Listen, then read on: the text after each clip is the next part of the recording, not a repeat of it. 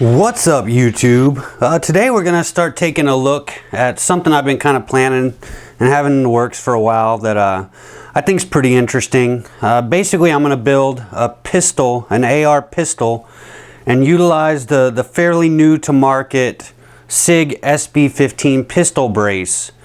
So really what we're looking at right here is a new frontier, basically completely built lower assembly. And I'm going to install some parts today to get it working as a pistol. So I'll be pretty detailed on what I'm installing. Today we're basically just going to go for the buffer assembly, installing a pistol length buffer tube and assembly, and just go through what we need to do that and show you some of the pitfalls that I see a lot of people run into, and some things that'll get you through a relatively easy install. So basically we have a couple things. You have the lower receiver itself, your end plates or your single point sling adapter end plate, your rear takedown pin assembly, the buffer retainer and spring, and your rear takedown pin spring and detent. So I'll go through this pretty slowly and show you guys exactly how to get this stuff installed, and hopefully you can get through this without messing anything up. Alright, thanks for watching. Let's get started. So first thing, let's take a peek on what comes with the buffer, or the pistol buffer assembly. Basically I got this from Brownells. It's a phase 5 pistol buffer tube assembly. Nice little piece, machined aluminum. We'll get a better look at that. It comes with foam, which we won't need, castle nut, and threaded.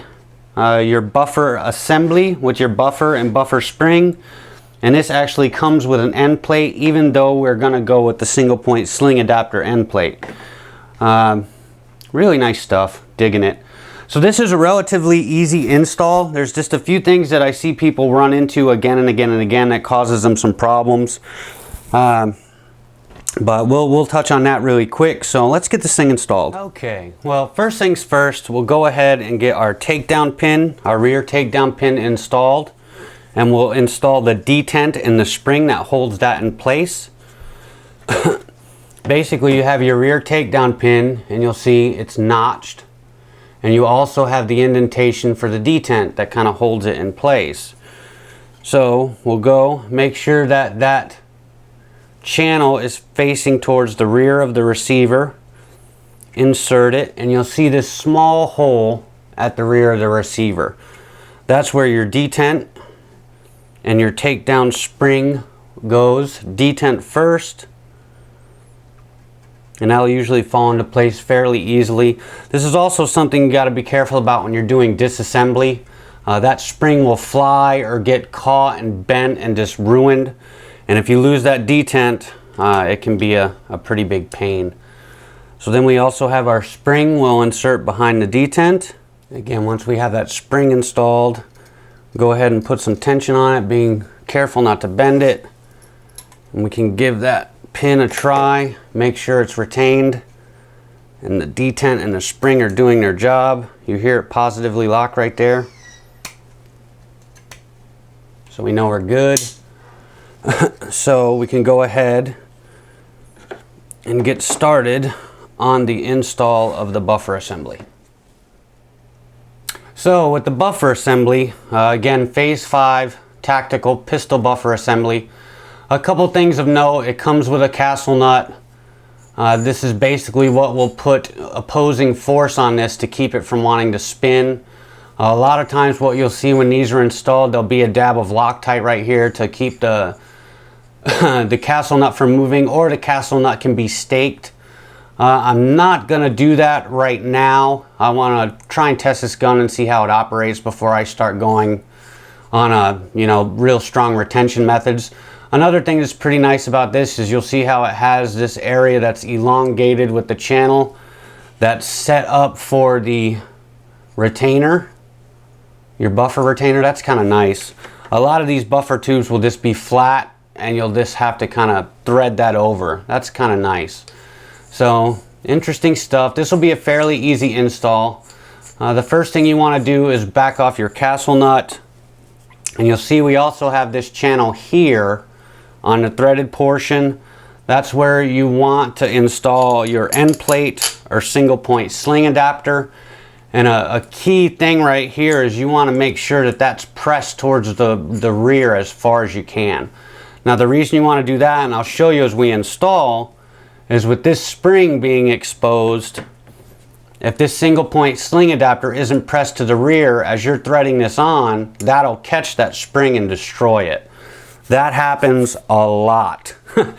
It's something that's easily avoided if you're being mindful of it. So let's go ahead and get this thing threaded on. All right, so again, we talked about our spring.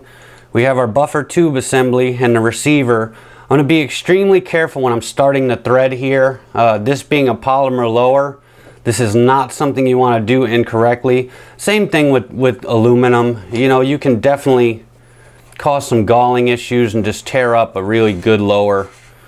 So you start it slow, make sure you're where you need to be. And again, there you can get a look on where you can run into issues with that sling adapter as you're threading this on. So another thing we can do really quick is, if you guys can see, we have the hole for our buffer retainer and spring, and you can see that threaded portion from the tube is almost touching that. So I'm going to back off just a hair, and we're going to go ahead and install our spring and buffer retainer. Now, one thing you're going to have to do as you're screwing this on is you're going to have to force this buffer retainer down like so into the lower receiver so you can get this positioned where it needs to be. So we'll go ahead and push that down. Give that another turn, and you can see we're just a little bit shy. I like to be a little bit closer than that, so we'll give it one more turn, and then we have a positive lock. So you can see that retainer isn't forced down, it's flush with the receiver, but the nub or the retainer portion itself is exposed and can actuate. So at this point, we have our single point sling adapter and our spring, our rear takedown spring and detent assembly. So we need to go ahead and force that flat into the receiver. You want to be careful in this step as well that you don't bend that spring. It's a very, very light spring, and if you bend it up, you can damage it. You might be lucky and be able to use it, but more often than not, you will not. So once we have that forced in fairly flush against the receiver, we'll go ahead and tighten up our castle nut. Now, like I said before, I'm not going to use Loctite or stake this right now. I'm just going to get it on and tightened up fairly well. A lot of you guys may have seen this. If you don't know what this is a castle nut wrench. I also have some bigger ones, you know, some bigger multi-type tools, but this is all you need.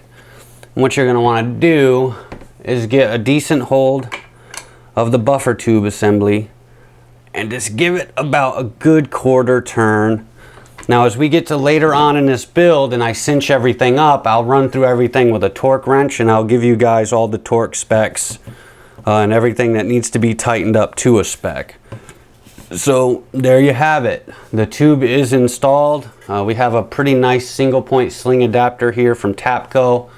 So really all that's left is to install the buffer spring and the buffer itself. This is actually a carbine buffer spring and buffer assembly. With this being a pistol, there's some things that you may or may not have to do to get it to cycle correctly depending on what you do with ammo. We'll get into that on another video later on in the series when we get to actually shooting the gun if we have any reliability issues. But right now it's just a standard carbine buffer, not a heavy buffer, and a standard spring that we'll go ahead and insert like so. And you just have to kind of angle it up just a bit and give it a little twist to get it over that retainer. And you'll also see how there's some flat portions here. There's 3 of them on this buffer.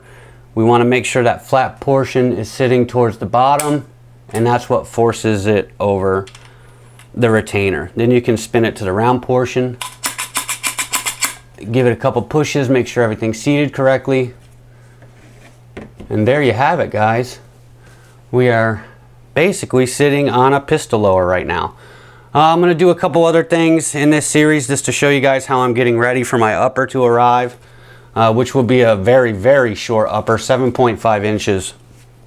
And we're going to play with that and see if we can make it ballistically worthwhile, which we may not, but it'll be a fun toy. And I'm not afraid to admit that this is going to be a toy. So anyway, thanks for watching, guys.